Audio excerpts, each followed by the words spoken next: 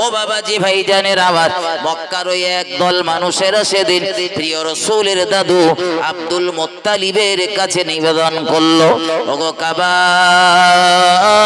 Muttalib, Abdul Muttalib আপনার পুত্রবধূ পুত্র মারা যাবার পরে, আব্দুল্লাহ মারা যাবার পরে এত সুন্দর তার সাজগোজ, এত সুন্দর সুগন্ধি ব্যবহার করার তো তার কোনো দরকার নেই, কিন্তু সে কেন এত সুন্দর সুগন্ধি ব্যবহার করে?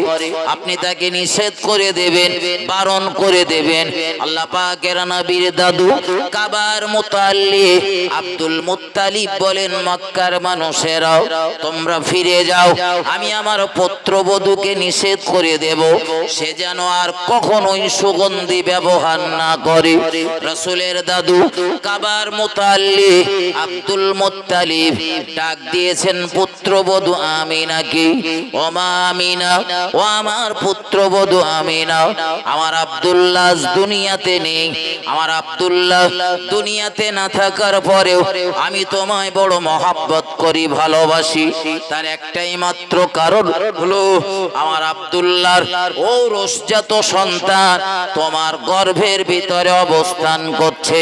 আমার আব্দুল্লাহ দুনিয়াতে না থাকলেও আমার আব্দুল্লাহ যে ঔরসজাত সন্তান তোমার কাছে রেখে গিয়েছে, ওই সন্তানটাই হবে আমার আব্দুল্লাহর বংশধর। এজন্য আমি তোমারে বড় মহব্বত করি, ভালোবাসি, তোমারে বড় পিয়ার করি। তবে বৌমা, ও পুত্রবধূ আমিনা, তুমি সুগন্ধি ব্যবহার করো কেন? ওটা তো মহিলাদের জন্য ঠিক না। রাসূল কারীম সাল্লাল্লাহু আলাইহি ওয়াসাল্লামের আম্মা জান জবাব দিলেন, আব্বাজান, আব্বাজান, ও কাবার মুত্তালিব আব্দুল মুত্তালিব, আপনি যে কাবার মুত্তালিব, ওই কাবার রবের শপথ খেয়ে বলতেছি, ওই কাবার সৃষ্টিকর্তার শপথ খেয়ে বলতেছি, আমি আমিনা, আমি আমিনা আপনার পুত্র আব্দুল্লাহ ইন্তেকাল করার পর থেকে ভালোভাবে তাই সাজগোজ করি না, সুগন্ধি ব্যবহার করা তো দূরের কথা। তবে আব্বাজান, দুনিয়ার কোন সুগন্ধি আমি ব্যবহার করি না। তবে আমার গর্ভে যে সন্তানটা আল্লাহ পাক দান করেছে, এই সন্তানটা আমার গর্ভে আসার থেকে আমি লক্ষ্য করছি আল্লাহ পাক আমার দেহ দিয়ে মিশকে আম্বারের থেকেও সুগন্ধি বার করে দিচ্ছে। আমার দেশের মেয়েগুলোর পেটে বাচ্চা থাকলে সুগন্ধি বার হয় নাকি বলেন? হয়, হয়। আর কথা বলেন, হয়? নবী আমাদের মতন তালি নাকি? হ্যাঁ। ও আমার সোনার বন্ধুরা আমার, আরেকটুখানি এগিয়ে চলুন।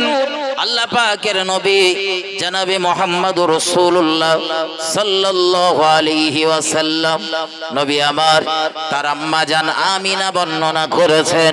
আমিনা বলেন, জগতের মানুষেরা তোমরা জানো না আমি মুহাম্মদ সাল্লাল্লাহু আলাইহি ওয়াসাল্লামের আম্মা জান আমার বেটা মুহাম্মদ সাল্লাল্লাহু আলাইহি ওয়াসাল্লাম সম্পর্কে যত অলৌকিক দৃশ্য, অলৌকিক কাণ্ড দেখেছি, ওটা তোমরা কখনো জানো না।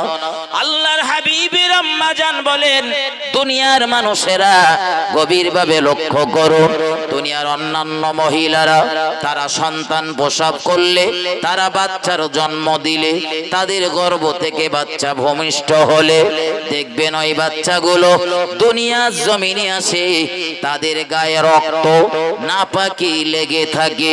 কিন্তু রাসূলের আম্মা জান আমিনা বলেন, দুনিয়ার মানুষেরা, ও জগতের মানুষেরা, আমার বেটা মুহাম্মদ সাল্লাল্লাহু আলাইহি ওয়াসাল্লাম দুনিয়ার জমিনে আগমন করলেন, ধরিত্রীর বুকে তার আগমন হলো। আমি অবাক হয়ে গেলাম, দেখে যেন মনে হচ্ছিল কি আমার বেটাটারে সুন্দর করে ধুইয়ে মুছিয়ে পরিষ্কার পরিচ্ছন্ন করে ক্লিন করে দিয়ে পবিত্র অবস্থাতেই দুনিয়ায় পাঠিয়ে দিয়েছে। নবী আমাদের মতো আরো দুটো দলিল নেন। আল্লাহ পাকের নবী আম্মা জান আমাদের রাসূলের আম্মা জান বর্ণনা করেছেন, ও জগতের মানুষেরা, দুনিয়ার মহিলারা যখন সন্তান প্রসব করে, ওই সন্তান দুনিয়ার জমিনে আগমন করার পরে ওই সন্তানের নাড়ি কাটার একটা সম্পর্ক থাকে, থাকে না? থাকে না? ওই নাড়িগুলো ফেরেশতারা কেটে দেয় নাকি বলেন? কারা কাটে? হ্যাঁ, দুনিয়ার মানুষেরা কাটে। সে ধরনী কাটুক, ডাক্তার কাটুক, আর যেই কাটুক, দুনিয়ার মানুষ কাটে। জি, কিন্তু রাসূল পৃথিবীতে এলেন, রাসূলের আম্মা জান আমিনা বর্ণনা করছেন যে আমার বেটা নাড়ি কাটা অবস্থাতেই দুনিয়াতে এসেছেন। একটু মহব্বত করে বলুন সুবহানাল্লাহ। আচ্ছা, নবী আমাদের মতো বলে মনে হচ্ছে? হ্যাঁ, আর নেবেন দলিল? আরো দুটো নেন দলিল। আল্লাহ পাকের নবী জনাবে মুহাম্মদুর রাসূলুল্লাহ সাল্লাল্লাহু আলাইহি ওয়াসাল্লামের আম্মা জান আমিনা বর্ণনা করেছেন, ও জগতের মানুষেরা, দুনিয়ার জমিনে অন্যান্য মহিলাদের সন্তান প্রসব করলে ওই সন্তান যদি পুত্র সন্তান হয়, ওই বাচ্চাটারে একটু বড় করে তারপরে তার খাতনা দেওয়া হয়। ওটা দুনিয়ার কোনো মানুষেরা হাজাম ডেকে ব্যবস্থা করে।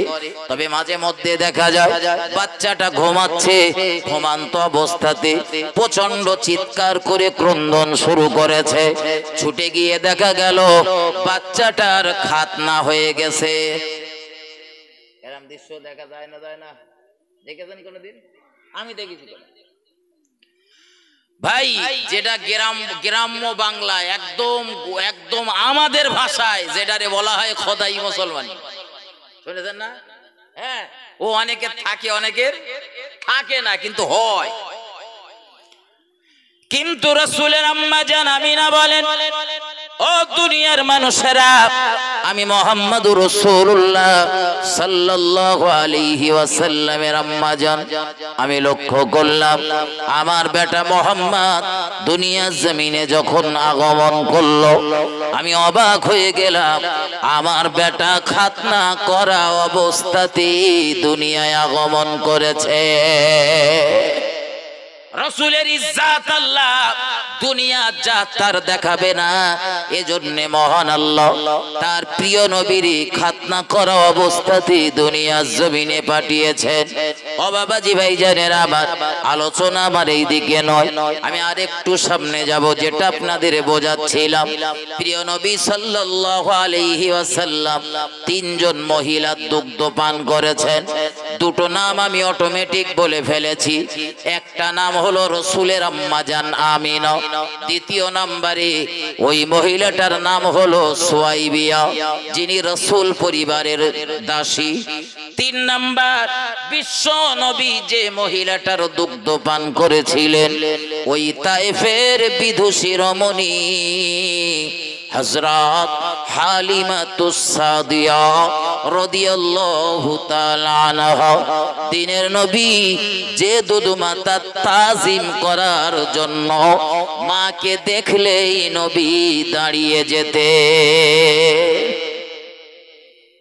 রাসূলের এটা আপন মানা, দুধ মাতা, দুধ মাতার ইজ্জত রাসূল কত করতেন।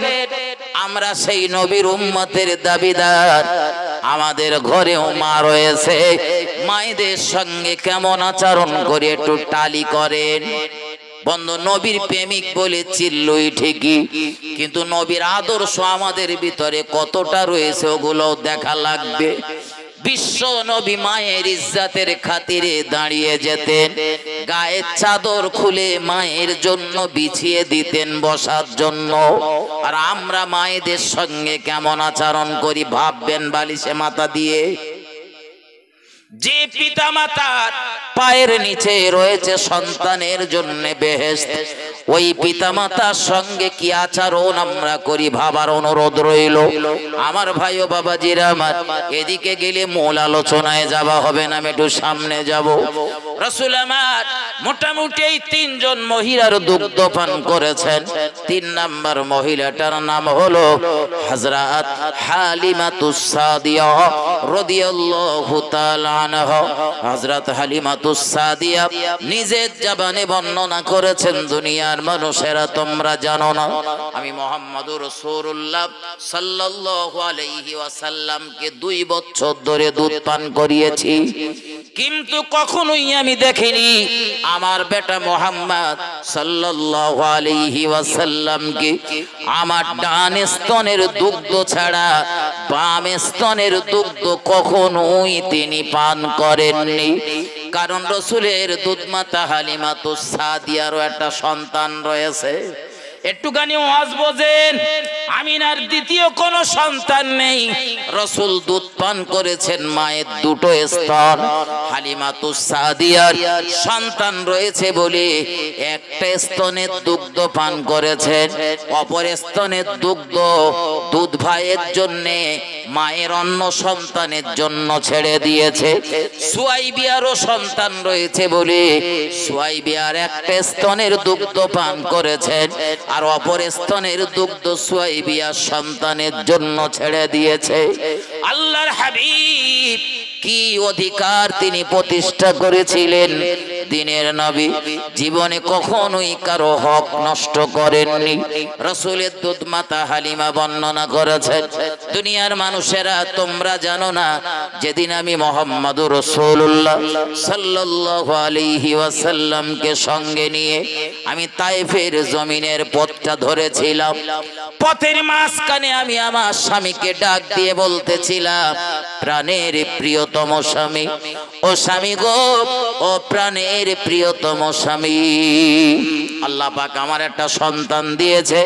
ওই সন্তানটা প্রতিদিন রাতের বেলা ক্রন্দন করে, প্রতিদিন রাতের বেলা জ্বালাতন করে, কারণ আমার স্তনে ভালো দুধ হয় না, তার পেট ভরে না, এজন্য প্রতিদিন রাতের বেলা জ্বালাতন করে।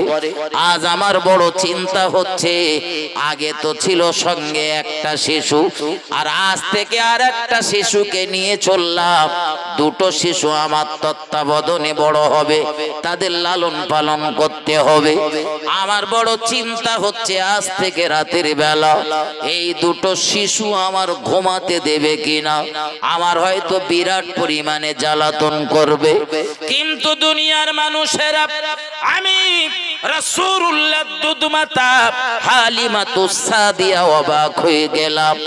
আমার সন্তান জন্ম নেবার পর থেকে আজ পর্যন্ত যে সন্তানটা প্রতিদিন রাতের বেলা কান্নাকাটি করে জ্বালাতন করে আমার বিশ্রাম করতে দিত না, ঘুমাতে দিত না, আজ রাতের বেলা আমি লক্ষ্য করলাম মুহাম্মদুর রাসূলুল্লাহ সাল্লাল্লাহু আলাইহি ওয়াসাল্লামকে দুধ পান করানোর পরে আমার বেটাকেও দুধ পান করিয়ে যখন শুইয়ে দিয়েছিলাম, গোটা রাতের ভিতরে আমার শিশুটারে দেখলাম একটা বারের জন্যও তার ঘুম ভাঙলো না। একটু মহব্বত করে বলুন সুবহানাল্লাহ, আর একটু ভক্তি ভরে বলুন সুবহানাল্লাহ। ও বাবাজি ভাইজানেরা আমার, আল্লাহ পাকের নবী 2 বছর মায়ের দুধ মাতার কাছে দুধ পান করেছেন। এই দুধ পান করার পরে আরো 2-3 বছর হালিমাতুস সাদিয়ার বাড়িতে ছিলেন। বন্ধুরে আমার, রাসূলের বয়স যখন 4 বছর, কোন বর্ণনাকারী বলেছেন 5 বছর, বিশ্ব নবীর জীবনের প্রথম বক্ষ বিদারণ হয়, সিনা চাক হয়, অপারেশন হয়। ওই শেষে দিন হযরত হালিমাতুস সাদিয়ার বেটাটা বারবার করে মারে ডাক দিয়ে বলতেছিলেন, মা গো, ও জননী মা, প্রতিনিয়ত প্রতিদিন আমি তো যাই চারণ ভূমিতে আমাদের গবাদি পশুগুলো চড়া করতে, জননী মা, প্রতিদিন আমি নিয়ে যাই। আমার ভাই মুহাম্মদ দুধ ভাই সে তো বড় হয়েছে, 4-5 বছর তার বয়স হয়েছে, আমার সঙ্গে দেন, আমি তার সাথে করে নিয়ে যাব, 2 ভাই একসঙ্গে কথাবার্তা কথাবার্তা বলবো, এক জায়গায় ওঠা বসা করব, ইত্যাদি ইত্যাদি। ইতিহাস আপনাদের জানা, আমি বলবো না। রাসূল করিম সাল্লাল্লাহু আলাইহি ওয়াসাল্লামের দুধমাতা কোন মতেই তিনি রাজি হচ্ছিলেন না। কবিতায় সেই চরিত্রটা কি সুন্দর করে ফুটিয়ে তুলেছেন কলমের তুলিতে। তোর মুস্তাফাকে দেনা আম্মা, আমি সঙ্গে নিয়ে যাই। তোর মুস্তাফাকে দেনা মাগো, আমি সঙ্গে নিয়ে যাই। মিশে চরানো ময়দানে মা, মিশে চরানো ময়দানে মা, কোনো যে ভয় নাই। তোর মুস্তাফাকে দেনা আম্মা, আমি সঙ্গে নিয়ে যাই। বাবলা বনের ছায়ায় আম্মা, বসব সবাই ঘিরে, খুরমা পাতা তাজবানি পরিয়ে দেব শিরে। ও যে মোদের বাদশাহ আম্মা, আর করিবেন বাদশাহী, মিশে চরানো ময়দানে মা, কোনো যে ভয় নাই। তোর মুস্তাফাকে দেনা আম্মা, আমি সঙ্গে নিয়ে যাই। ও বাবাজি ভাই জানেন আমার, বিশ্বনবী মুহাম্মদুর রাসূলুল্লাহ সাল্লাল্লাহু আলাইহি ওয়াসাল্লামের বয়স যখন 4 অথবা 5 বছর, রাসূল করিম সাল্লাল্লাহু আলাইহি ওয়াসাল্লামের বক্ষ বিদারণ হলো, সিনা চাক হলো। নবী আমার দুনিয়ার জমিন থেকে, দুনিয়ার জমিনে যতদিন হায়াতে ছিলেন, আল্লাহ পাকের হাবিবের বক্ষ বিদারণ হয়, বক্ষ বিদারণ হয় সর্বমোট 4 বার। এই প্রথম সিনা চাক হবার পরে রাসূলের দুধমাতা হালিমাতুস সাদিয়া আমার রাসূলুল্লাহর আম্মা জানের কোলে ফিরিয়ে দিয়েছিলেন। ইতিহাস জানা, আর একটু এগিয়ে চলুন। আমার রাসূলুল্লাহর বয়স যখন 6 বছরের কাছাকাছি, রাসূলুল্লাহর আম্মা জান একদিন ডাক দিয়ে বললেন, বাবা মুহাম্মদ সাল্লাল্লাহু আলাইহি ওয়াসাল্লাম, দীর্ঘদিন হয়ে গেল তোমার নানার বাড়িতে যাওয়া হয় না, একটু তোমার নানার বাড়িতে যাব। আর মাঝে মধ্যে তুমি আব্বা আব্বা আব্বা আব্বা করে বায়না করো। ও বাবা মুহাম্মদ, এই দুনিয়ার জমিনে তোমার আব্বা বেঁচে নেই, তোমার আব্বা মারা গিয়েছে, তোমার আব্বা ইন্তেকাল করেছে, তোমার আব্বা দুনিয়াতে নেই। তবে তোমার নানার বাড়ি যেতে যে রাস্তা, ওই পথের ধারে, ওই রাস্তার কিনারায় তোমার আব্বার কবর রয়েছে। একই পথে তোমার নানার বাড়ি যাওয়া হবে, আর তোমার বাপের কবরটাও জিয়ারত করা হবে, দেখা হবে। চলো চলো। আল্লাহ পাকের নবী মুহাম্মদুর রাসূলুল্লাহ মায়ের সঙ্গে, আর সঙ্গে রয়েছেন দাসী উম্মে আয়মান। নবী আমার চলতেছিলেন ইয়াসরিবের পথে। ওই ইয়াসরিবের পথে চলতে চলতে একটা উঁচু ঢিবি মতো জায়গাতে দাঁড়িয়ে গেল আমার রাসূলুল্লাহর আম্মা জান আমিনা। আল্লাহর নবীকে ডাক দিয়ে বললেন, বাবা মুহাম্মদ সাল্লাল্লাহু আলাইহি ওয়াসাল্লাম, এই রয়েছে তোমার আব্বা জানের কবর। দেখো বাবা, দেখো আব্বারে ডেকে দেখো, তোমার আব্বা তোমার ডাকের সাড়া দেয় কিনা। বর্ণনাকারী বর্ণনা করেছেন, আল্লাহর হাবিব দাঁড়িয়ে গেলেন একদম কবরের নিকটে। 6 বছরের শিশু নবী আমার, পিছনে রয়েছেন রাসূলের আম্মা জান আমিনা। আমিনা চোখ ভরা পানি স্বামীরে সম্বোধন করে বলতে লেগেছেন, প্রাণের প্রিয়তম স্বামী, সেই যে সেদিন বাণিজ্য করবে বলে চলে এলে, ঘরের দরওয়াজাতে দাঁড়িয়ে আমারে আশ্বস্ত করে এসেছিলে, বিবি আমিনা রে, অযথা চিন্তা করবে না, নিজের শরীরের যত্ন নিও, গর্ভের বাচ্চাটার দিকে খেয়াল রেখো, কোনো ক্ষতি যেন না হয়। ও আমিনা, আমি বাণিজ্য করতে যাচ্ছি, তবে খুব তাড়াতাড়ি প্রত্যাবর্তন করব, ফিরে আসবো বাড়িতে।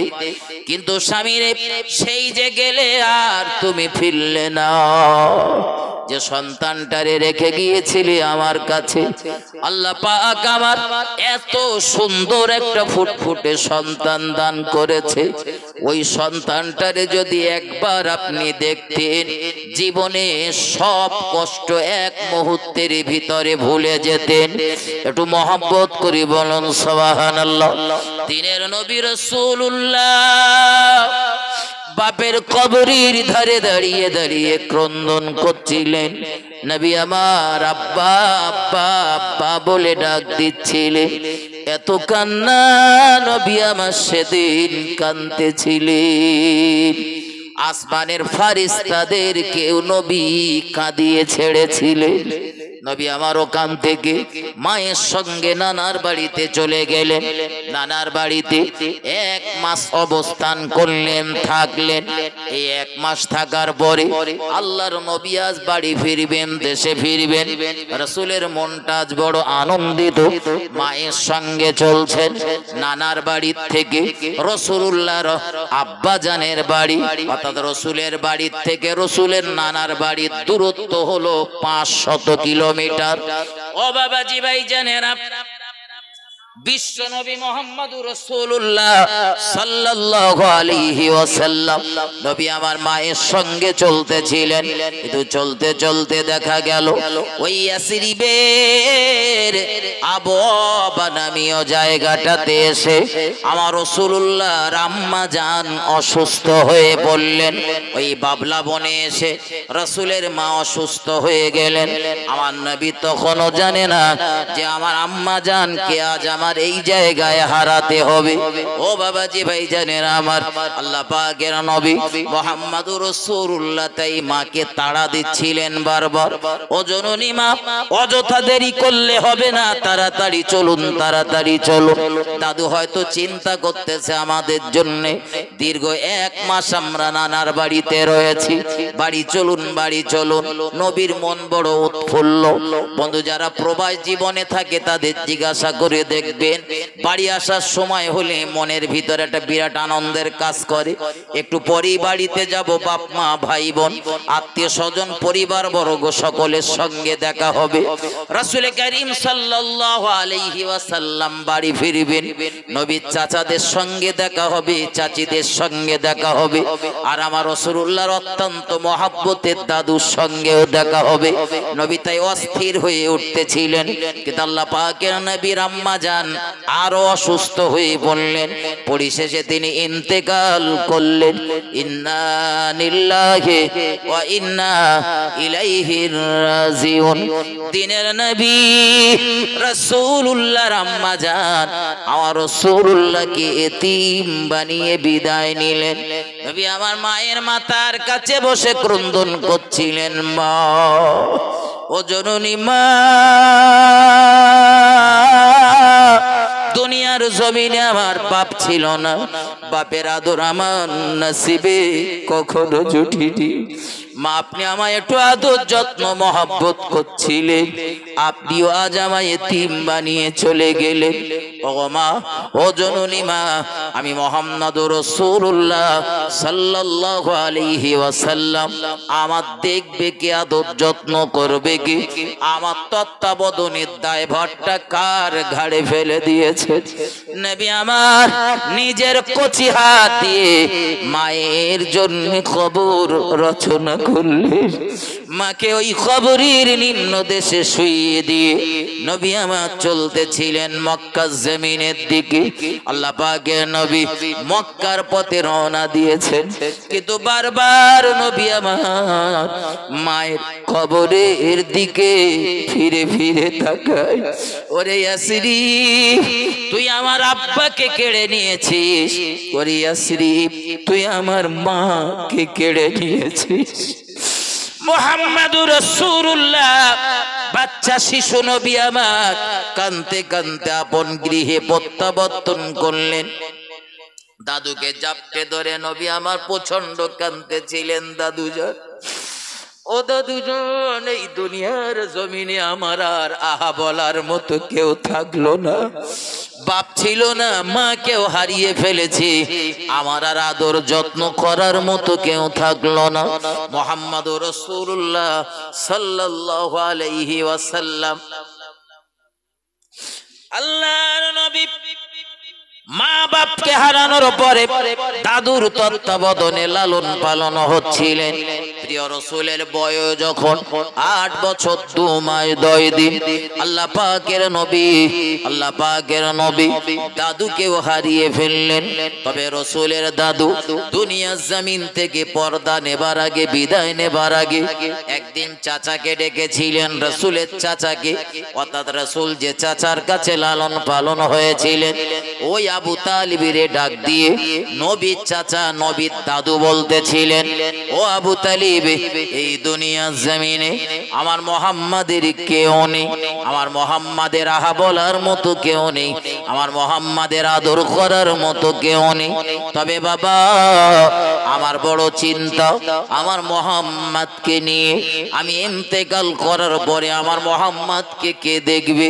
বাবা, তোমার আমি ডেকেছি, তার কারণ হলো আমার আব্দুল্লাহ, আমার যে স্ত্রীর গর্ভজাত সন্তান, তুমিও হলে আমার সেই স্ত্রীর গর্ভজাত সন্তান।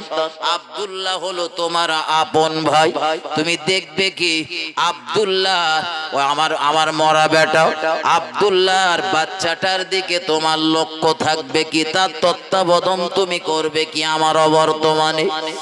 নবীর চাচা আবু তালিব প্রিয় নবী সাল্লাল্লাহু আলাইহি ওয়াসাল্লামের দাদুর মাথার কাছে দাঁড়িয়ে ওয়াদা করেছিলেন, আব্বাজান আপনি নিশ্চিন্তে থাকুন, আমি কথা দিলাম আমার ভাতিজা মুহাম্মদ সাল্লাল্লাহু আলাইহি ওয়াসাল্লাম দুনিয়াতে তার বাপ নেই, মা নেই, না থাকতে পারে, কিন্তু আপনার অবর্তমানে আমি তাকে কখনোই বুঝতে দেব না এই দুনিয়ার জমিনে আমার মুহাম্মদ বাপ মা নেই, বরং তার বাপ মার যে আদর যত্ন, বাপ মার ওই আদর যত্ন দিয়ে আমি তাকে লালন পালন করব।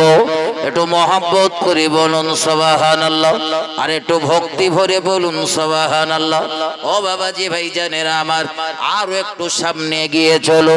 রাসূল আমার দাদুকে হারিয়ে একেবারে চতুর্দিকে যখন অন্ধকার দেখছিলেন, আমার নবীর আর আহা বলার মতো কেউ নেই। নবীর এই চাচাটা কাঁধে তুলে নিয়েছিলেন দায়িত্ব, বেটা মুহাম্মদ সাল্লাল্লাহু আলাইহি ওয়াসাল্লাম, তোমার কোনো চিন্তা নেই, আমি তোমার তত্ত্বাবধান করব। আল্লাহর হাবিবের চাচার মুখের কথাটা সেদিন মুখের কথা ছিল না, বরং বাস্তব জীবনে কাজে লাগিয়েছিল। আমার রাসূলকে না খাইয়ে তিনি কখনো খাননি, আমার নবীকে ঘুম না পাড়িয়ে তিনি কখনো ঘুমাননি, রাসূলকে গোসল না দিয়ে তিনি কখনো গোসল করেনি। ও বাবাজি ভাইজানেরা, আল্লাহর নবী সাল্লাল্লাহু আলাইহি ওয়াসাল্লাম এই চাচার সঙ্গে একদিন চলছিলেন, চাচা বাণিজ্য করতে যাচ্ছে, নবীও যাচ্ছেন চাচার সঙ্গে।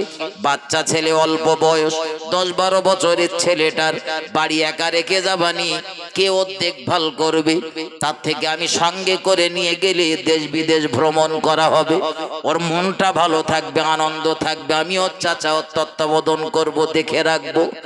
চলতেছিলেন, কিন্তু চলতে চলতে কাবার মুতাল্লি আবু তালিব খেয়াল করে দেখলেন ওই রাস্তার কিনারায়, রাস্তার ধারে, রাস্তার মাঝে একটা জায়গায় একটা গির্জা রয়েছে। ওই গির্জার পাদ্রীটা ছুটে এসেছে নবীর চাচা আবু তালিবের কাছে। নবীর চাচা আবু তালিবকে সম্বোধন করে লক্ষ্য করে বললেন, ও আব্দুল কাবার মুতাল্লি আবু তালিব, আপনার নিকটে আমার কিছু দাবি রয়েছে। যদি কিছু না মনে করেন, আজকে দুপুর বেলা আজকে আমার বাড়িতে আপনার এই গোটা কাফেলার মানুষজনের একটু মেহমানদারি করাবো। নবীর চাচা অবাক হয়ে গেল, বিস্ময়ে হতবাক হয়ে গেল। তা কিভাবে সম্ভব? আমি লোকটারে চিনি না, সেইভাবে লোকটার সঙ্গে আমার পরিচয় নেই। এখান থেকে যাই আসি আমি মাঝে মধ্যে, এর আগে দু একবার দেখা হয়েছে, কিন্তু কখনোই কথা হয়নি। আজ কেন লোকটা আমার এরকম করছে? কাবার মুতাল্লি আবু তালিব, আপনার নিকটে আমার কিছু জিজ্ঞাসা রয়েছে। যদি কিছু না মনে করেন তো জিজ্ঞাসা করতে পারি। আমার নবীর চাচা বললেন, বলো, জলদি করে বলো, কি জিজ্ঞাসা করবে? বলে, আপনার সঙ্গে যেই বাচ্চাটা রয়েছে, এই বাচ্চাটার বাপের নাম কি? আব্দুল্লাহ। আর এর মায়ের নাম কি? আমিনা। রাসূলের চাচা বললেন, ভাই আমার এটা ভাতিজা হয়, ওর বাপের নাম আব্দুল্লাহ, মার নাম আমিনা, ঠিক আছে, কিন্তু ওর বাপ মার নামের সন্ধান আপনি করছেন কেন? আর জানেন কিভাবে ওর বাপ মার নাম আব্দুল্লাহ? দেশটা তো আলাদা, কোথায় মক্কার ও কোথায় আপনার জন্মভূমি। রাসূল কারীম সাল্লাল্লাহু আলাইহি ওয়াসাল্লামের চাচা বললেন, ভাই কিছু মনে করবেন না, আমার ভাতিজার আব্বার নাম মায়ের নাম যা হয় হোক, ওর সঙ্গে আপনার কোনো সম্পর্ক না, যা বলার আমার সঙ্গে বলুন। ওই গির্জার পাদ্রী বলতে লেগেছিলেন, ওগো কাবার মুতাল্লি, আজ যে আমার বাড়িতে মেহমানদারির জন্য অ্যারেঞ্জমেন্ট করেছি, আপনাদের দাওয়াত করেছি, আমন্ত্রণ জানিয়েছি, এতে আপনার কোনো কৃতিত্ব নেই। আমার বাড়িতে যে এই টোটাল কাফেলার লোকজনকে আমি মেহমানদারি করাবো, তার একটাই কারণ হলো এই বাচ্চাটার জন্যই তো আমি আজ আমার বাড়িতে মেহমানদারি করাবো। একটু মহব্বত করে বলুন সুবহানাল্লাহ। মেহমানদারি করা আমার নবীর সুন্নাহ। বিশ্ব নবী আমার মেহমানদারি করতে বড় ভালোবাসতেন। আমার নবীর বাড়িতে কাফের গেলেও নবী মেহমানদারি করতেন। শুধু ইমানদার না, ইমানদার গেলি তো বাদ পড়তো না, কাফের গেলেও নবী মেহমানদারি করতেন। আমি সেই নবীর উম্মতের দাবিদার, কিন্তু আমার ভিতরে নবীর এই আদর্শ সর্বদা ফুটে ওঠে না। আমার শ্বশুর বাড়ির লোকজন এলে তখন আমি খুশি মনে সেই রকম মেহমানদারি করতেছি, কিন্তু যদি দেখা যায় আমার বাপের কুটুম মার কুটুম এসেছে মেহমানদারি করতে, তখন যেন আমার আর মন চায় না। ঠিক বলছি না ভুল বলছি? আমার বন্ধুরা, আমার ঠান্ডা মাথায় বুঝুন, গভীর ভাবে উপলব্ধি করুন, আল্লাহ পাকের নবী জনাবে মুহাম্মদুর রাসূলুল্লাহ সাল্লাল্লাহু আলাইহি ওয়াসাল্লাম তিনি বড় মেহমানদারি করতে পছন্দ করতেন। এমন অবস্থা আমার রাসূলের জিন্দেগিতে গিয়েছে, বিশ্ব নবী মেহমানদারি করার জন্য সারা রাত নিজে না খেয়েও থেকেছেন। একটু মহব্বত করে বলুন সুবহানাল্লাহ। রাসূল এসাম নামাজ সমাধা করেছেন, মসজিদুন নববী থেকে বাড়ি ফিরেছেন। ও বিবিরা, বাড়িতে কি আজ কোনো মেহমানদারি করার ব্যবস্থা রয়েছে? নবীর বিবি জবাব দিয়ে বললেন, ইয়া রাসূলুল্লাহ, ইয়া হাবিবাল্লাহ, হুজুর, না না না না, বাড়িতে মেহমানদারি করার মতো কিছু নেই, তবে আপনার জন্য অল্প একটুখানি দুধ রয়েছে। ওই দুধটা আপনি পান করার পরে, আপনি খাওয়ার পরে যদি কিছু অবশিষ্ট থাকে ওটা আমরা পান করব। নবী বললেন, বিবিরা, ও বিবিরা, আমার ওই দুগ্ধ, আমার ওই পান করা দুগ্ধটা, যে দুগ্ধটা আমার জন্য রেখে দিয়েছিলে, ওই দুগ্ধটাই আমার হাতে তুলে দাও, আমি রাসূলুল্লাহ নিজের হাতে মেহমানকে খাইয়ে দেব। বাড়িতে মেহমান আসে, মহান আল্লাহ যখন খুশি হন, নবী হযরত মুসা আলাইহিস সালাম মহান আল্লাহকে জিজ্ঞাসা করেছিলেন, আল্লাহ আপনি যখন খুশি হন তখন কি করেন? একজন মহান আল্লাহর বিখ্যাত নবী দুনিয়ার জমিন থেকে দাঁড়িয়ে মহান আল্লাহর সঙ্গে সরাসরি কথা বলতেন। কোনো মাইক্রোফোন ছিল না, টেলিফোন ছিল না, কোনো মোবাইলের দরকার হতো না, এত টাওয়ার বসানোর প্রয়োজন হয়নি।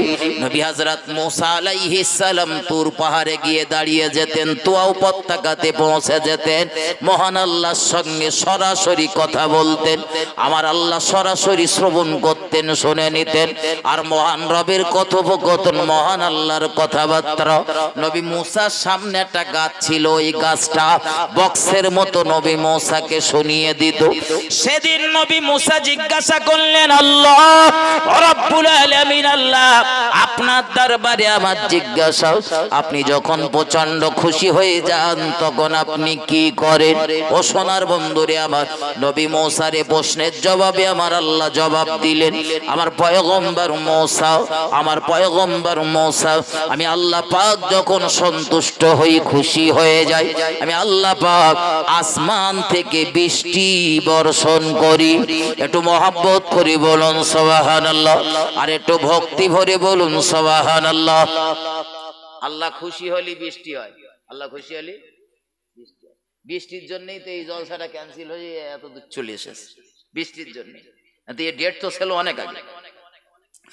আমার বন্ধু রাসূল জানিয়েছেন, বিশ্ব নবী বলেছেন, যখন আসমান থেকে বৃষ্টি বর্ষণ হয়, মহান আল্লাহ রহমত যখন দুনিয়ার জমিনে বর্ষণ হয়, ওই বৃষ্টির সময়ে যদি আপনি দোয়া করেন, ওই দোয়া মহান আল্লাহ শাহী দরবারে কবুল হবার সম্ভাবনা বেশি। একটু মহব্বত করে বলুন সুবহানাল্লাহ। আর বৃষ্টি হলে আমাদের রাগ হয়, হয় না? এই সকাল থেকে ফিস ফিস ফিস ফিস ফিস লেগেই রয়েছে, এক মিনিটের জন্য থামে না। অথচ হযরত মুসা আলাইহিস সালামের প্রশ্নের জবাবে মহান আল্লাহ জানিয়ে দিলেন, আমার পয়গম্বর মুসা, আমি আল্লাহ বৃষ্টি দেই তো তখন যখন আমি আল্লাহ খুশি হই। একটু মহব্বত করে বলুন সুবহানাল্লাহ।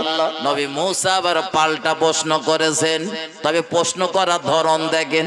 আমরা মাঝে মধ্যে এর কাছে প্রশ্ন করি, একটা প্রশ্ন নলডির থেকে এলেই, তার একটা ভেবিয়ার থেকে, আর একটা হয়তো সেই বিরামনগরের দিক থেকে এলেই। কিন্তু হযরত নবী মুসা একই লাইনে প্রশ্ন করতেছেন, বিষয় বলো ঠিক রেখেছে, তারও একটা কারণ আছে। আমার আল্লাহ নবী মুসাকে বলেছিলেন, আমার পয়গম্বর মুসা, আমার সঙ্গে তুমি যখন কথোপকথন করবে, খবরদার একটা বিষয়ের উপরে আলোচনা হবে, নির্দিষ্ট সময়ের ভিতরে আলোচনা হবে। একবার এদিকের প্রশ্ন একবার ওদিকের প্রশ্ন করা যাবে না, যে কোন একটা বিষয়ের উপরে প্রশ্ন করা লাগবে। এজন্য নবী মুসা রবকে দ্বিতীয়বার জিজ্ঞাসা করলেন, আল্লাহ আপনি যখন তার থেকে বেশি খুশি হন তখন কি করেন? আগে জিজ্ঞাসা করেছিল আল্লাহ খুশি হলে কি করেন, আল্লাহ জানিয়ে দিলেন বৃষ্টি দেই, বৃষ্টি দেই। এবার নবী মুসা বলতেছেন, আল্লাহ ওটাতে একটু খুশি হলেই ওটা করেন, কিন্তু তার থেকে বেশি খুশি হলে কি করেন? আমার আল্লাহ জানিয়ে দিলেন, নবী মুসা, আমি আল্লাহ যখন এর থেকেও বেশি খুশি হই, আমি আল্লাহ তখন দুনিয়া জমিনে কন্যা সন্তান প্রেরণ করি। একটু মহব্বত করি বলুন সুবহানাল্লাহ। কন্যা সন্তান হলে আমরা বিরাট আনন্দিত হই, তাই না? সবাই না, সবাই না, কিছু লোক রয়েছে একটু রাগ করে, হুড়ুর করে শুধু মেয়ে হচ্ছে। আল্লাহর নিয়ামতি জিনিস রাগ করবেন না বন্ধু, এগিয়ে চলুন। নবী মুসা আবার পাল্টা প্রশ্ন করলেন, ও রব্বুল আলামিন, আল্লাহ আপনি তার থেকেও যখন বেশি খুশি হন, সব থেকে যখন বেশি খুশি হয়ে যান তখন কি করেন? নবী মুসা আলাইহিস সালামের এই প্রশ্নের জবাবে আমার আল্লাহ জানিয়ে দিলেন, আমি আল্লাহ যখন তার থেকেও বেশি খুশি হয়ে যায়, বান্দার বাড়িতে মেহমান পাঠিয়ে দে। তাহলে আল্লাহ খুশি হয়ে আমার বাড়ি মেহমান পাঠায়, আর আমি কি মগুর তাইতে রাগ করি? মেহমানের আমি খাওয়াই, মনে হয় নাকি? আমি খাওয়াই না, কামাই তো আমি করি, রোজগার তো আমি করি, আমার রোজগারের টাকাই তো মেহমানের পেছনে ব্যয় হয় নাকি? মেহমান কি আমার আমার আমার রিজিক খেয়ে বাড়ি যায় বলে মনে হয় নাকি? বলেন, মেহমানের নির্ধারিত যে রিজিক রয়েছে সেই রিজিক তার নিজের রিজিকই খায়, আমার না। হয়তো দেখতেছি খরচা করতেছি, হ্যাঁ সেদিন 500 টাকা রোজগার হয়েছে, আল্লাহ তো ইচ্ছা করলে ওদিন আমার 250 টাকা রোজগার দিয়ে দিবা। আমার বন্ধুরে আমার, আমি আপনাদের বিরক্ত করব না, চলুন আর একটুখানি সামনের দিকে। আমি অজ বলো ভুলিনি, কর্তৃপক্ষ আমার নির্ধারিত রুট বেঁধে দিয়েছে, হুজুর রাসূলের সিরাতের উপরে চলতে হবে। চলুন নবীর সিরাতের উপরে আপনাদের আরো দুটো কথা শোনাই। আল্লাহ পাকের নবীর চাচা আবু তালিব ওই পাদ্রীর, ওই গির্জার পাদ্রীকে জিজ্ঞাসা করছিলেন, ভাই কিছু মনে করবেন না, আমার এই ভাতিজার কথা আপনি ঘন ঘন জিজ্ঞাসা করতেছেন। একবার জিজ্ঞাসা করতেছেন ওর বাপের নাম মার নাম কি, আবার জিজ্ঞাসা করলেন ওর বাপ মা মারা গেছে কিনা, আবার এখন জিজ্ঞাসা করতেছেন ছেলেটা নিয়ে যাবেন কোথায়। কি ব্যাপার এত জিজ্ঞাসা করছেন কেন আমার এই ভাই বোটার নিয়ে? ওই গির্জার পাদ্রী বলতে লেগেছেন, কাবার মুতাল্লি আবু তালিব, আপনার নিকটে আমার দাবি, খবরদার আমার কথাগুলো শোনার পরে ভালোভাবে বেরেনে নেবেন, অন্যমনস্ক হবেন না। নবীর চাচা বলতেছে, আমি ভালোভাবেই নিচ্ছি, তাড়াতাড়ি বলো কি ব্যাপার। নবীর চাচাকে সম্বোধন করে বললেন, এই ছেলেটাকে আমি যখন দেখলাম আমার দেশের সীমানা দিয়ে ঢুকতেছিল, সীমান্ত দিয়ে আমার দেশে প্রবেশ করতেছিল, আমি দেখতে পাচ্ছিলাম এক টুকরো মেঘ এসে এই বাচ্চাটার মাথার উপরে ছায়া করতে করতে আসতেছিল। একটু মহব্বত করে বলুন সুবহানাল্লাহ, আর একটু ভক্তি ভরে বলুন সুবহানাল্লাহ। ও কাবার মুতাল্লি, যে বাচ্চাটার মাথার উপরে ওই মেঘমালা ছায়া করতে করতে আসতেছিল, আমি তো আমাদের ধর্মীয় গ্রন্থের ভিতরে পেয়েছি ও বাচ্চাটা অন্য কেহ না, ওই বাচ্চাটাই হবে আখিরি জামানার নবী। আরো একবার বলুন সুবহানাল্লাহ। ও কাবার মুতাল্লি, তোমার সম্মানের জন্য, তোমার ইজ্জতের জন্য আজ আমার বাড়ি মেহমানদারির ব্যবস্থা হয়নি, ওই বাচ্চাটার ইজ্জতের খাতিরে আজ আমার বাড়ি মেহমানদারির ব্যবস্থা হয়েছে। ওগো কাবার মুতাল্লি, আমি লক্ষ্য করতেছিলাম গির্জার এই পট থেকে দাঁড়িয়ে, বারান্দা থেকে লক্ষ্য করছিলাম ওই ছেলেটা যত নিকটবর্তী হচ্ছিল, খেয়াল করছিলাম রাস্তার দুই ধারের গাছপালাগুলো ওই ছেলেটারে দেখে সিজদা দিচ্ছিল। একটু মহব্বত করে বলুন সুবহানাল্লাহ। দুনিয়ার গাছপালাগুলো তো সাধারণ মানুষের সিজদা দেয় না, নবী রাসূল ছাড়া অন্য কারো তো সালাম করে না, তাজিম করে না। তাই লক্ষ্য করছিলাম এই ছেলেটাই কি সেই ছেলে। আর আপনি আমার কাছে আসার পরে যখন জিজ্ঞাসা করলাম এর বাপের নাম কি আব্দুল্লাহ, এর মার নাম কি আমিনা, আর আব্দুল্লাহর আমিনা কি মারা গিয়েছে, আপনি যখন বললেন এই বাচ্চাটার বাপ মা দুনিয়ার জমিনে বেঁচে নেই, আমি ওর চাচা, আমার তত্ত্বাবধানে লালন পালন হচ্ছে, আমি পুরো শিওর হয়ে গিয়েছি এই ছেলেটাই অদূর ভবিষ্যতে তামাম দুনিয়া জমিনের জন্য হবেন রহমত। একটু মহব্বত করে বলুন সুবহানাল্লাহ, আর একটু ভক্তি ভরে বলুন সুবহানাল্লাহ। তবে কাবার মুতাল্লি, আপনার কাছে আমার নিবেদন, এই বাচ্চাটারে নিয়ে আমার বাড়ি মেহমানদারি করার পরে যেন সামনের দিকে বেশি যাবেন না, বাচ্চাটারে নিয়ে সামনে না যাবাই ভালো হবে। যদি পারেন তো বাচ্চাটারে নিয়ে পিছনের দিকে যান। কাবার মুতাল্লি আমার নবী চাচা বলেন, আমি তো বার হয়েছি বাণিজ্য করার জন্য, ব্যবসা করার জন্য, কিন্তু যদি আমি এই বাচ্চাটারে সঙ্গে করে নিয়ে আমি যদি দেশে ফিরে যাই তো বাণিজ্য করা হবে না। কাবার মুতাল্লি আবু তালিবকে লক্ষ্য করে ওই গির্জার পাদ্রী জবাব দিয়ে বলেছিলেন, নগো কাবার মুতাল্লি, এই বাচ্চাটারে ইহুদিরা খুঁজতেছে, যদি এই বাচ্চাটাকে ইহুদিরা পেয়ে যায়, সামনের ইহুদিরা একে মার্ডার করে দেবে, হত্যা করে দেবে, কতল করে দেবে, এর জীবনটারে শেষ করে দেবে। এজন্যে তোমার কাছে আমি নিবেদন করতেছি, এই বাচ্চাটারে সঙ্গে করে নিয়ে তুমি বাড়ির দিকে চলে যাও। রাসূলের চাচা আবু তালিব তার কয়েকজন গোলামকে দিয়ে মুহাম্মদুর রাসূলুল্লাহ সাল্লাল্লাহু আলাইহি ওয়াসাল্লামকে নিজের বাড়িতে সঙ্গে সঙ্গে পাঠানোর ব্যবস্থা করে দিলেন। একটু মহব্বত করে বলুন সুবহানাল্লাহ, আর একটু ভক্তি ভরে বলুন সুবহানাল্লাহ। চাচার আদর্শ দেখেন, ভাতিজার কেমন মহব্বত করে। আমিও চাচা আমাদের ভাতিজাগুলোর কেমন মহব্বত করি, বালিশি মাথা দিয়ে ভাববেন। নবীর চাচার থেকে একটু শিক্ষা নেন, ভাইপোদের, ভাতিজাদের, ভাইয়ের সন্তানদের কেমন ভালোবাসা দিতে হয়। আল্লাহর হাবিব সাল্লাল্লাহু আলাইহি ওয়াসাল্লাম তার চাচা যে সেদিন তার দাদুর মাথার কাছে দাঁড়িয়ে ওয়াদা করে বলেছিলেন, বেটা মোহাম্মদ তোর কোনো চিন্তা নেই, যতদিন আমি দুনিয়া জমিনে হায়াতে থাকবো তোর কোনো ক্ষতি হতে দেব না, আর তোর তত্ত্বাবধান আমি নিজে করব। ও বাবাজি ভাই জানেরা, এই কথাটা সেদিন রাসূলের চাচার মুখের কথা ছিল না, বরং অটোমেটিক রাসূলের চাচা এটা কাজে পরিণত করেছিলেন। যেদিন বিশ্ব নবী সাল্লাল্লাহু আলাইহি ওয়াসাল্লামকে বয়কট করা হয়েছিল, নবী আমার শিয়াবে আবু তালিবে অবস্থান করছিলেন। ওই 3 বছরের জিন্দেগি আমার নবী আর নবী সাহাবাদের বড় কষ্টের জিন্দেগি। শুধু নবী আর নবী সাহাবারা বললে আমার ভুল হবে, কারণ ওই বয়কটে কিছু কাফেররাও ছিল। যদি বলেন হুজুর কাফেররা আবার বয়কট হলো কেন? মক্কার একদল মানুষেরা, মক্কার নেতা লিডার মোড়ল মাতব্বার গুলো আমার রাসূলুল্লাহর বংশধর, রাসূলুল্লাহর গোত্রের মানুষদের কাছে দাবি জানিয়েছিল যে তোমরা তোমাদের গোত্রের সন্তান, তোমাদের বংশের সন্তান মুহাম্মদকে আমাদের হাতে তুলে দাও, আমরা আমাদের রাগ ঝাল মিটিয়ে নেই, আমাদের ধর্মের নামে বিরূপ মন্তব্য করা স্বাদ মিটিয়ে দেব, মার্ডার করে দেব, হত্যা করে দেব।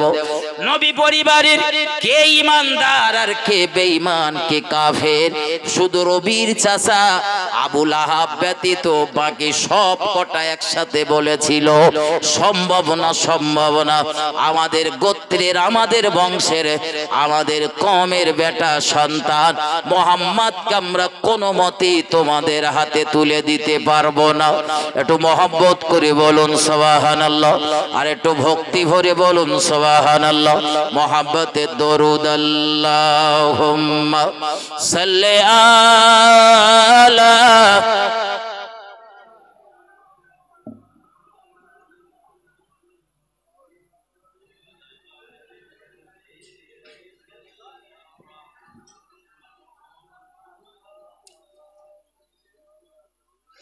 আবু বকর উসমান গনি মোর নবীজিকে কাফন করে। আবু বকর উসমান গনি মোর নবীজিকে কাফন করে। মুখের কাফন দুলছে নবীজির, মুখের কাফন হেলছে নবীজির, উম্মতি উম্মতি বলিয়া রে। আল্লাহুম্মা সাল্লি আলা সাইয়্যিদিনা মাওলানা মুহাম্মদ ওয়া আলা আলি সাইয়্যিদিনা। আমার ভাই জানেনা, ঠান্ডা মাথায় বুঝুন, প্রিয় নবী সাল্লাল্লাহু আলাইহি ওয়াসাল্লামের কওমের মানুষজন সেদিন এক বাক্যে বলেছিল, সম্ভব না আমাদের জীবন থাকতেও আমরা মুহাম্মদ সাল্লাল্লাহু আলাইহি ওয়াসাল্লামকে তোমাদের হাতে তুলে দিতে পারবো না। এজন্য নবীর চাচা আবু লাহাবটারে ব্যতীত সব কটারে কওমের সব কটারে বয়কট করা হয়েছিল। সেদিন যারা আমার নবীর পাশে ছিল সব কটারে বয়কট, ওই ইমানদার হলেও তার বয়কট, কাফের যে দাঁড়িয়েছিল তাকেও বয়কট। বিশ্ব নবী সাল্লাল্লাহু আলাইহি ওয়াসাল্লামের সাহাবাদের অত্যন্ত কষ্টের সময় অতিবাহিত হয়েছিল এই পিরিয়ডে। বর্ণনাকারীরা বলেন, নবী সাহাবারা খোদার যন্ত্রণা থাকতে না পেরে গাছের কাঁচা পাতাগুলো চিবিয়ে চিবিয়ে খেয়ে পেটের ক্ষুধার যন্ত্রণা নিবারণ করেছিল। কত কষ্ট নবী সাহাবাদের সেদিন হয়েছিল একটু অনুমান করে।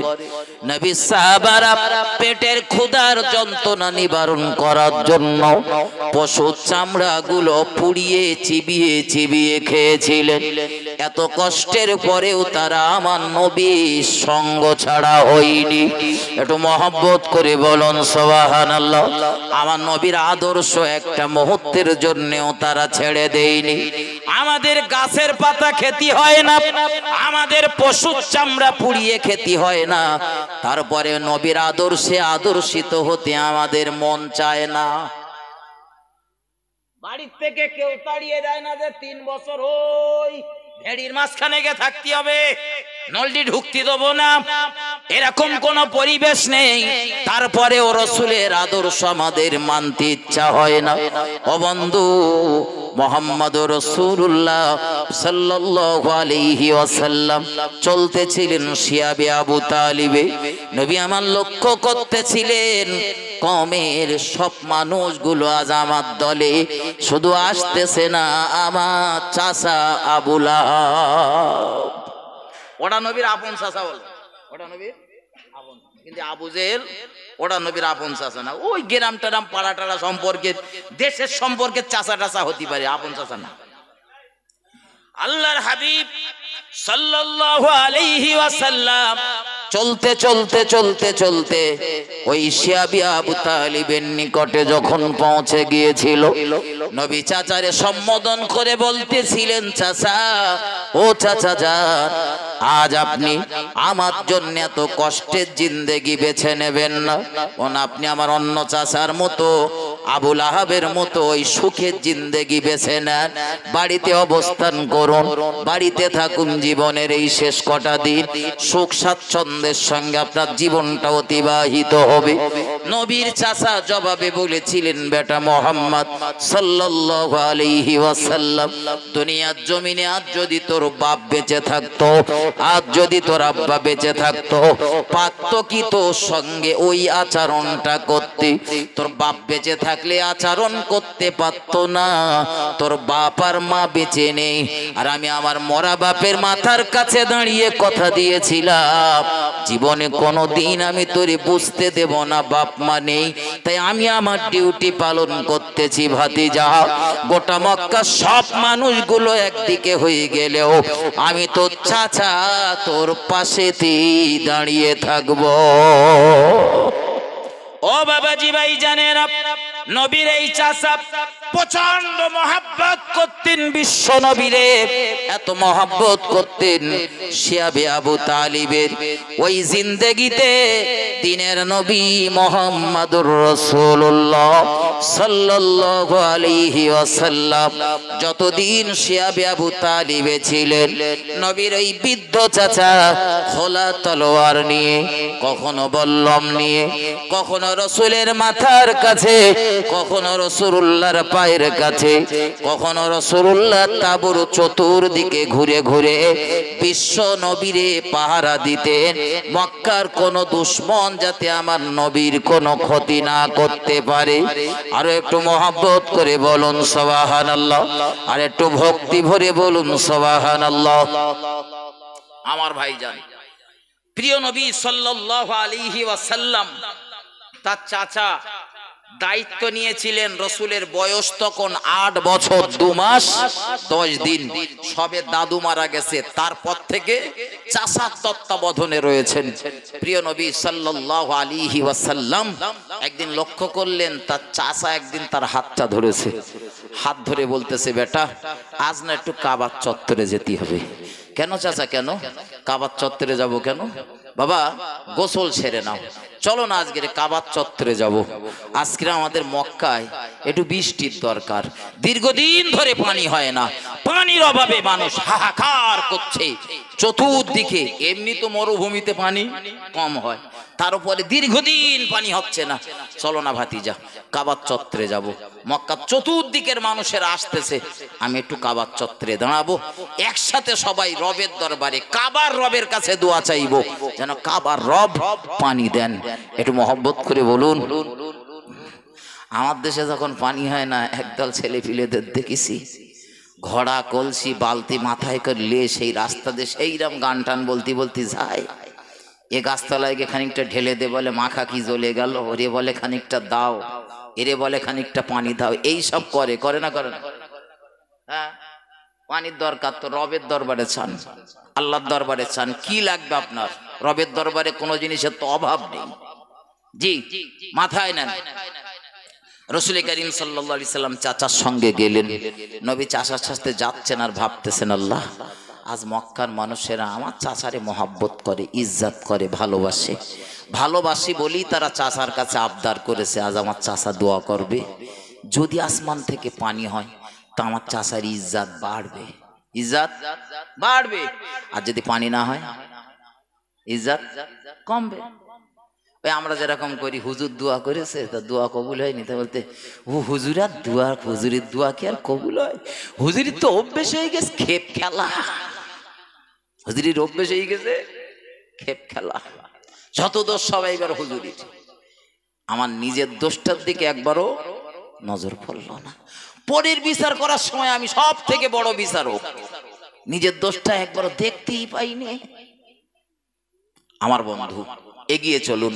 রসুল চলছেন আর ভাবতেছেন, আল্লাহ বৃষ্টি যদি হয় চাচার ইজ্জত বাড়বে, বৃষ্টি যদি না হয় চাচা বেউজ্জতি হবে।